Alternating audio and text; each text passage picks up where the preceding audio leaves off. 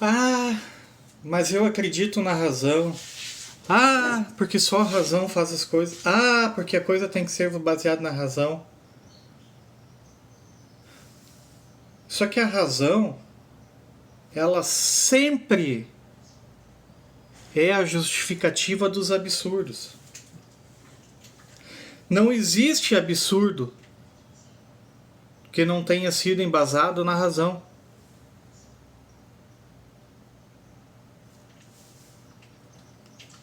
Vamos pensar então na razão e na realidade. A relação entre a capacidade racional e a interpretação do mundo concreto, incluindo fenômenos naturais e sociais. Quando se tenta explicar o real, a razão frequentemente ela escorrega, ela cai, e quando ela cai, ela revela menos o mundo do que a pobreza de quem insiste em dominá-lo. Quando a razão cai, ela revela o podre da própria razão. Ela revela a parte nociva da própria razão. Vou usar um problema que foi criado pela razão, que foi muito forte no século XX, em muitos lugares ainda é muito forte, e é sustentada por uma razão que quando cai ela mostra que é podre. Vamos falar do problema das raças.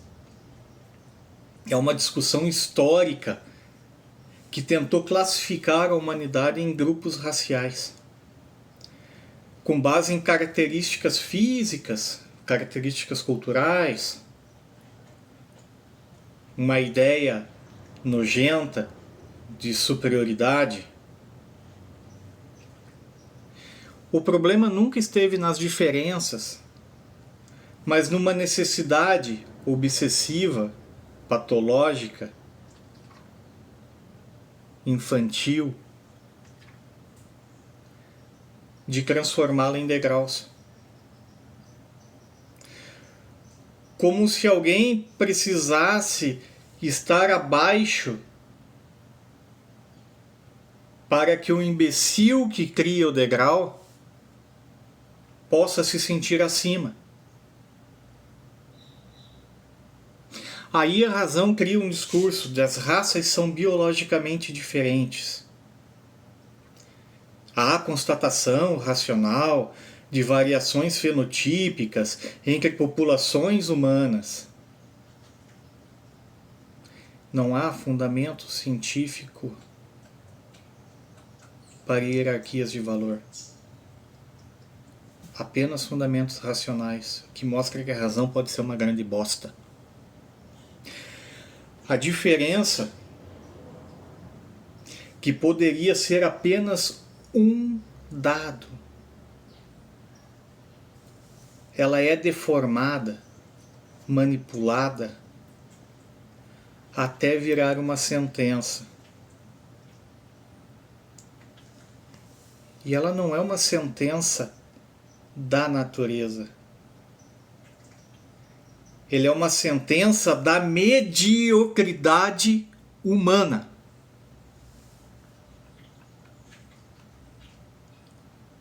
Um exemplo é a ideia das raças atrasadas e de raças adiantadas, separando assim uma raça inferior de uma raça superior.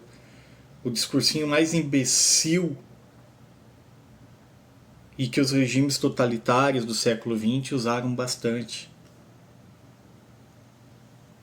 É uma teoria pseudocientífica que organiza grupos humanos em escalas de progresso e de valor.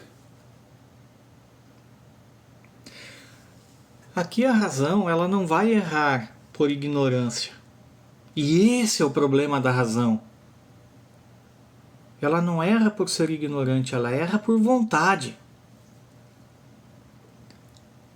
ela aprende a mentir com um método. Ela organiza o preconceito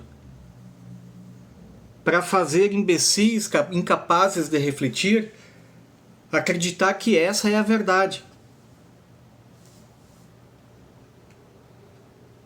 É a razão que cria a ideia da incapacidade racial, que é a ideia de que certos grupos seriam naturalmente limitados em suas capacidades intelectuais, em suas capacidades morais. Só que a incapacidade, ela nunca pertenceu ao outro. Essa incapacidade, ela pertence à mente que precisa inventá-la. E essa mente, ela precisa inventar essa incapacidade no outro porque ela é incapaz de encarar a sua própria pequenez. É aquela pessoa que coloca a culpa no outro porque não consegue reconhecer o seu próprio erro. Eu vou criar a limitação no outro porque eu não consigo encarar a minha própria limitação.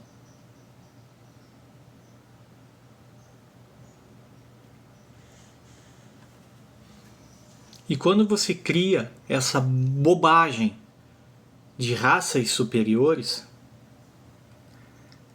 surge um mito da dominação. Uma crença infantil, doentia, sociopata, de que determinados grupos possuem direito ou um destino divino de dominar outros grupos. Falar em superioridade é confessar dependência. Porque só vai tentar dominar aquele imbecil que não suporta existir sem se impor. Só tenta dominar aquele idiota incapaz de se sujeitar.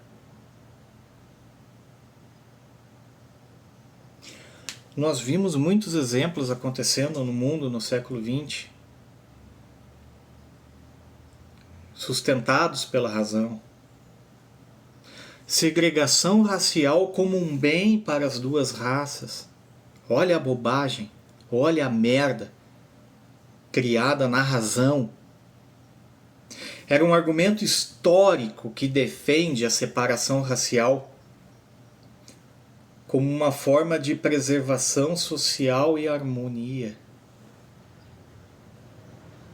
Nós vimos isso nos Estados Unidos, nós vimos isso na África do Sul, nós vimos isso na Alemanha nazista.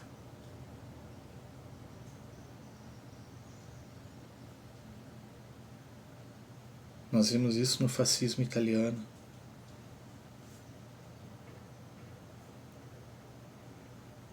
Nós vimos isso no totalitarismo militar brasileiro.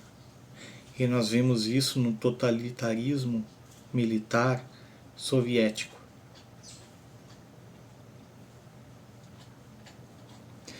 Chamar a exclusão de bem é o último gesto de uma razão que já se corrompeu por completo, mas ainda tenta parecer limpa.